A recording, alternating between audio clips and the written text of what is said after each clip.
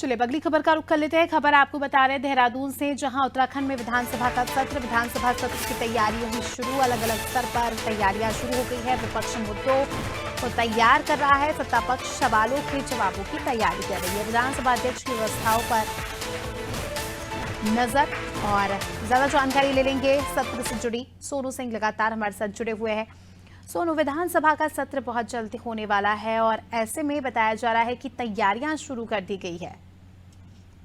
देखिए 5 फरवरी से विधानसभा का सत्र आउट हो रहा है और इसकी तैयारियां जो है वो अब शुरू हो गई हैं। विधानसभा अध्यक्ष के स्तर पर तैयारी की जा रही है। जो विधानसभा से संबंधित जो तमाम व्यवस्थाएं हैं, सदस्यों के, सदन के जो सदस्य हैं उनकी आवाजाही से संबंधित जो गैलरी है और जो कई बार विपक्ष के विधायक जहां अब धरना प्रदर्शन भी करते हैं, उन तमाम व्यवस्थाओं को लेकर के सदन की आंतरिक व्यवस्था, विधानसभा भवन के बाहर की व्यवस्था है और जो तमाम पार्किंग से संबंधित व्यवस्था है, आंतरिक और बाहरी व्यवस्थाओं के साथ साथ कार्य मंत्रणा की जो बैठक होनी है वो, इसके अलावा जो सदस्यों के सवाल आए हैं वो, और किस तरह से विधानसभा का सचिवालय जो है सत्र के दौरान कार्य करने वाला है और इस तमाम जो व्यवस्थाएं हैं इन पर विधानसभा अध्यक्ष के स्तर से लगातार मॉनिटरिंग की जा रही है। और अगर हम सियासी दलों की बात करें, सत्ताधारी पार्टी के मंत्रियों की बात करें, तो सदन के अंदर कई बार हम देखते हैं, जिसके अपडेट्स भी हम अपने दर्शकों तक पहुंचाते हैं, कि जो सत्ता पक्ष के मंत्री होते हैं वो विपक्ष के विधायकों के जो जवाब हैं वो पूरी तरह से उनको संतुष्ट नहीं कर पाते, संतोषजनक जवाब नहीं दे पाते हैं। तो ऐसे में सरकार के जो मंत्री हैं वो भी अपना होमवर्क करने की कवायद में जुटे हों और जो विपक्ष के तमाम नेता हैं, सदन के सदस्य हैं, विधायक हैं, वो लगातार ये प्रयास कर रहे हैं कि सरकार को जन मुद्दों पे, जनता से सरोकार रखने वाले मुद्दों पर सदन के अंदर घेरा जा सके और इसी की रणनीति विपक्ष के तमाम विधायक बना रहे हैं। विपक्ष के जो विधायक हैं वो लगातार बैठकों का दौर उनका जारी है और जो सत्र होगा, सत्र के दौरान कौन कौन से मुद्दे रहने वाले हैं, किन किन मुद्दों पर सदन के अंदर विपक्ष के विधायक हंगामा कर सकते हैं, कौन से ऐसे मुद्दे हैं जिन मुद्दों पर विपक्ष के विधायक जो है नियम 310 के तहत जो है वो चर्चा की मांग कर सकते हैं। तो इन मुद्दों की तैयारी करने में विपक्ष के तमाम विधायक जुटे हुए हैं। बिल्कुल। और क्या लगता है, देखिए सत्र में जो है हर बार विपक्ष अपने सवाल उठाता है, मुद्दों को उठाता है और इस बार क्योंकि यूसीसी भी लागू होने का है ना, तो उसको लेकर क्या चीज़ें हैं, कितना गरमा सकता है ये मुद्दा, क्योंकि विपक्ष लगातार हमलावर है, विपक्ष लगातार जो है इसका विरोध कर रहा है। ऐसे में यूसीसी को लेकर कितना माहौल गरमा सकता है? देखिए स्मिता, यूसीसी के लिहाज से ये आपका सवाल बहुत महत्वपूर्ण कह सकते हैं, क्योंकि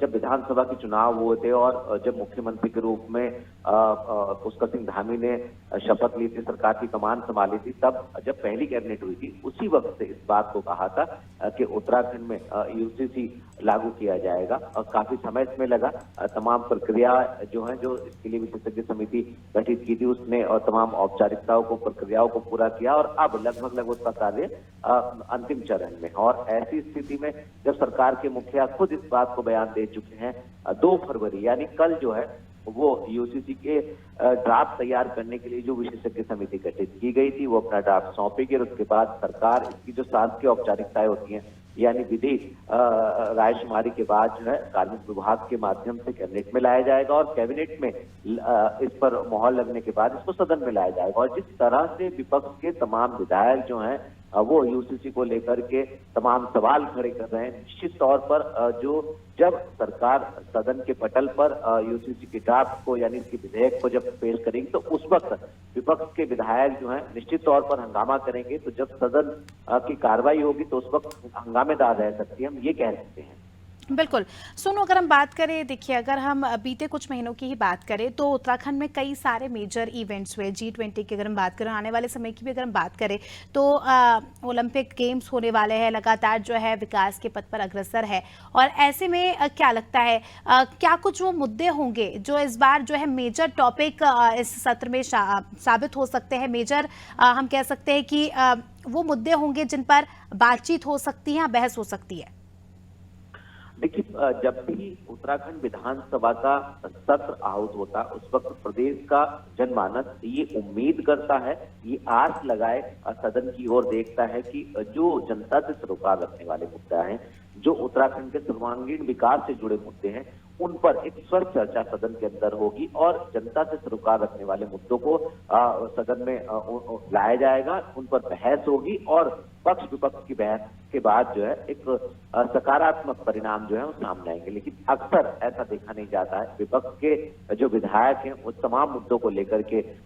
सदन में हंगामा करते हैं और कई बार हम देखते हैं कि सदन की कार्रवाई को जो पीठ के मुखिया होते हैं, विधानसभा अध्यक्ष, उनको स्थगित करना होता है। अगर हम विपक्ष के इस बार के मुद्दों की बात करें तो अंकिता भंडारी हत्याकांड में वीआईपी के नाम का खुलासा है, सीबीआई से जांच कराने का मामला है, उत्तराखंड की जो कानून व्यवस्था है इसको और बेहतर करने की मांग है, राज्य में युवाओं को रोजगार दिए जाने की मांग है, इसके अलावा महंगाई का मुद्दा है और तमाम ऐसे मुद्दे हैं जो जनता से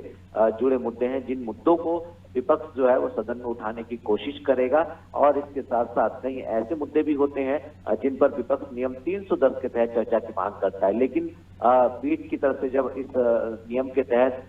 किसी भी मामले पर स्वीकृति नहीं दी जाती तो विपक्ष के विधायक जो है वो हंगामा करते हैं। तो इस बार देखना होगा जिन तमाम मुद्दों को विपक्ष के तमाम विधायक जो है वो तैयार कर रहे हैं, कितने पुरजोर तरीके से सदन के अंदर वो इन मुद्दों को रखेंगे और सदन की कार्रवाई